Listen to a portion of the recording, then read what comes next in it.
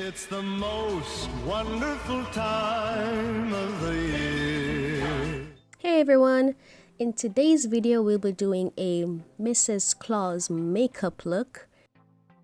If you want to see how we get this Christmas sleigh, haha, then keep on watching.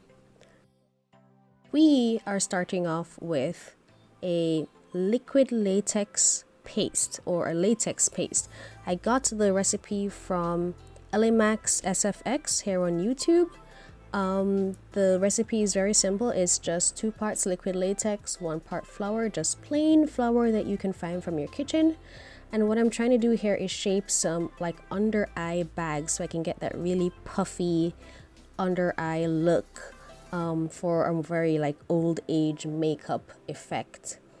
I am adding some wrinkles to the under eye bags, trying to not make them too deep and cartoonish or lizard-like.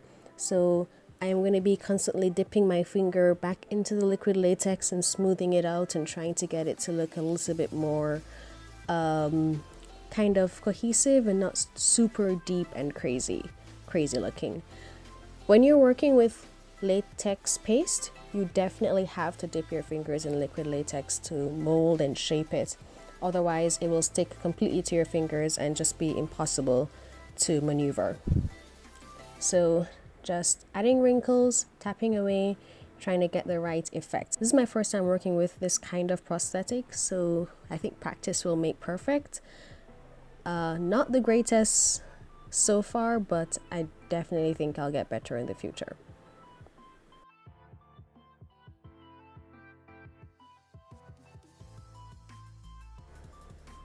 So makeup time, happy dance and a sip of orange juice because it is flu season and I have been a victim already.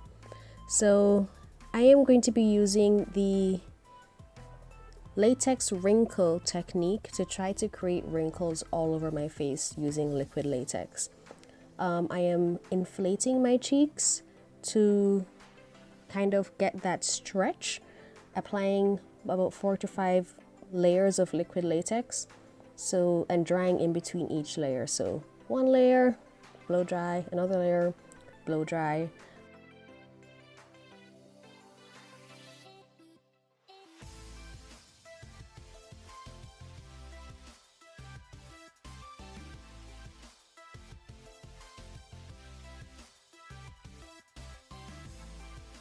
Here I'm adding some setting powder on top so that latex does not stick to itself too much. And then I will add another layer of liquid latex, so I thought I needed some more. I think at most I ended up putting 5 layers. But always finish off with setting powder or baby powder, whatever, to make sure the latex doesn't stick too much to itself and maybe like start peeling away, or that it to reduce some of the shine. So the difficulty I had with the stretch latex wrinkle technique, I'm not entirely sure what to call it, is that my skin really didn't give me much to work with when I tugged at it. So I will have to compensate for that later. So here we have our prosthetic. I'm gonna apply this to my under eye. As you can see, there's a thin layer of latex going around it, which I start to trim away, and that was a mistake. If you do anything similar to this, I would strongly recommend leaving this thin layer of latex around the edges because it would help to blend the prosthetic into your skin a lot better. I knew this, but somehow I still took it away and I'm not sure why. So there is a very harsh, distinctive line between my under eye bags and the rest of my skin. I'm using my powder brush to apply it to my face so that I don't get any liquid latex stuck to my finger, because that is what I am using to adhere the prosthetic to my face. So liquid latex to stick latex prosthetic onto my skin. And now I'm just gonna go in with foundation and cover everything.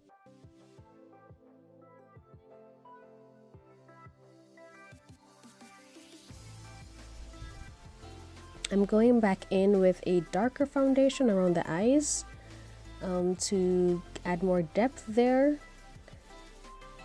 and a foundation that's actually more my skin tone to better blend in the one I had on before because it was way too light.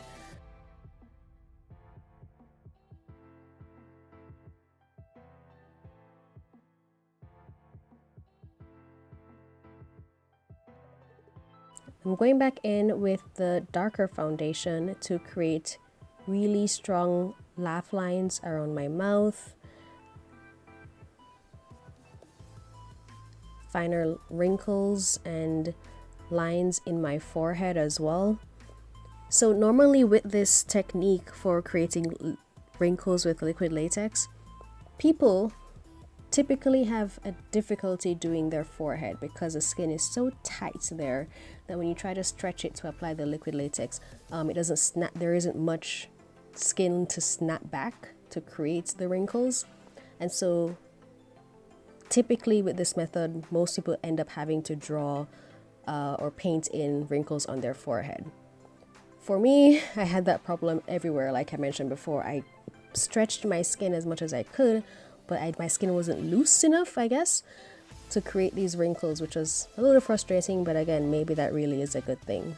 So now I'm going to be applying some really bright blush. I kind of imagine that Mrs. Claus was a really hot, foxy mama back in her day, and just because she's a couple thousand years old doesn't mean she doesn't like to take care of herself.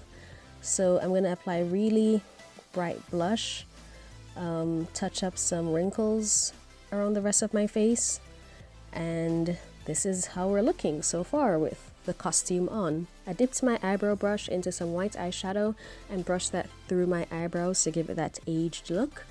And now I'm going in with some eyeliner. Again, Mrs. Claus, just because she is older, I really do imagine her to still be kind of like that glamorous grandma with white hair and bright makeup all the time. So I'm going in with some mixing medium and loose glitter to just really bring sparkle to the eyes, because if the mother of Christmas can't have sparkly eyes, then who can? And I kind of like the idea of this makeup being a little bit sloppy, so it really isn't much work going into the actual makeup on the eyes or lips or cheeks, because have you ever noticed that sometimes these really glamorous older women, when they do their own makeup, there is some imperfection to it, whether it's because they're older and they don't have such steady hands, or because the way they did their makeup back in the day is different from how we're used to it nowadays. But for whatever reason, there is some kind of imperfection, but still beauty to how it's applied. So I really wanted to channel that in the very simple glitter eyes, really bright blush, not like dramatically lined lips, nothing like that. And later I will bring the blush even closer to the front of my face to also emphasize that kind of rustic kind of makeup application.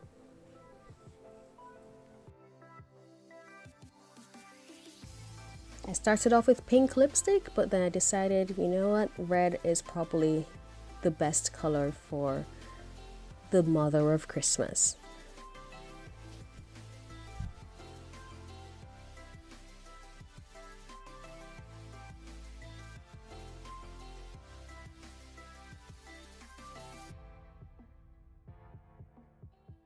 And here's the final look.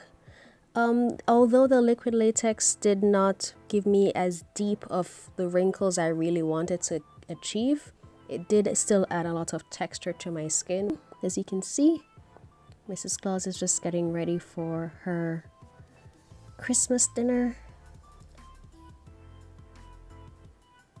being festive all year round probably.